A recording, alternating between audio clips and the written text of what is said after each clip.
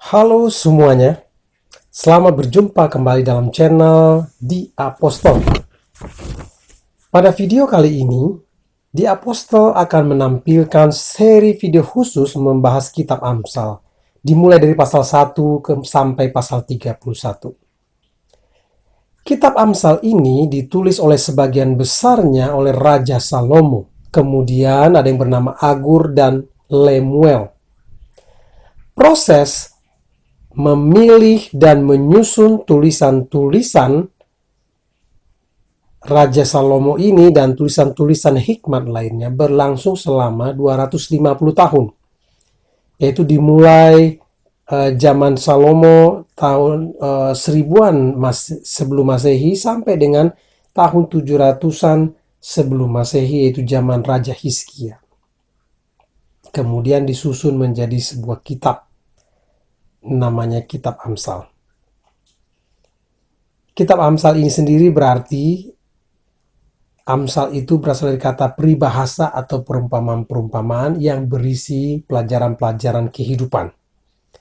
Jadi tujuan video ini adalah untuk menggali kedalaman pemikiran Raja Salomo tentang kehidupan dan nilai-nilai yang bermanfaat bagi manusia sebagaimana Tuhan kehendaki. Baiklah, kita masuk dalam pasal pertama. Dalam pasal 1 ayat 1 ditulis, Amsal-amsal Salomo bin Daud Raja Israel. Dalam teks Ibrani, teks aslinya, kitab Amsal ini berbunyi demikian. Miseli Salomo ben Daud Melech Yisrael. Menunjukkan bahwa tulisan ini atau peribahasa ini berasal dari Raja Salomo. Dan dalam pasal 1 ini, ayat yang menonjol yaitu pada ayat 7 yang akan kita bahas hari ini dan yang kita bisa renungkan. Yaitu dalam pasal 1 ayat 7 berbunyi demikian, takut akan Tuhan adalah permulaan pengetahuan, tetapi orang bodoh menghina hikmat dan didikan. Kita fokus pada takut akan Tuhan adalah permulaan pengetahuan. Dan kita baca dulu teks Ibraninya yang berbunyi demikian, Yirah Adonai Raiseth Da'ath Kokmau wa Moosaur Evelim Baaz. Takut akan Tuhan adalah permulaan pengetahuan. Kita fokus pada kalimat itu. Kata takut di sini berasal dari kata Ibrani yirah yang berarti takut, hormat. Sedangkan kata pengetahuan berasal dari kata da'ath yang berarti pengetahuan, cara pandang atau persepsi atau keahlian. Jadi, pelajaran penting yang bisa kita renungkan hari ini dari hikmat Salomo dari pasal 1 ayat 7 ini adalah sebelum seseorang mencari pengetahuan atau skill, keahlian tentang apapun, seseorang harus belajar takut akan Tuhan terlebih dahulu. Dengan kata lain, belajar takut akan Tuhan atau belajar menghormati Tuhan adalah induk dari segala pengetahuan. Mengapa demikian? Yang pertama, karena ada Tuhan sebagai pencipta atau sumber segala sesuatu.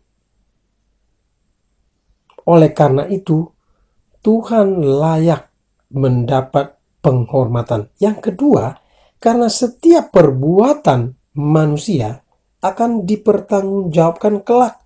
Artinya, ada upah dan juga murka Tuhan atas penggunaan hidup yang diberikan kepada manusia. Apakah hidup itu digunakan untuk hal yang berguna atau hal yang sia-sia?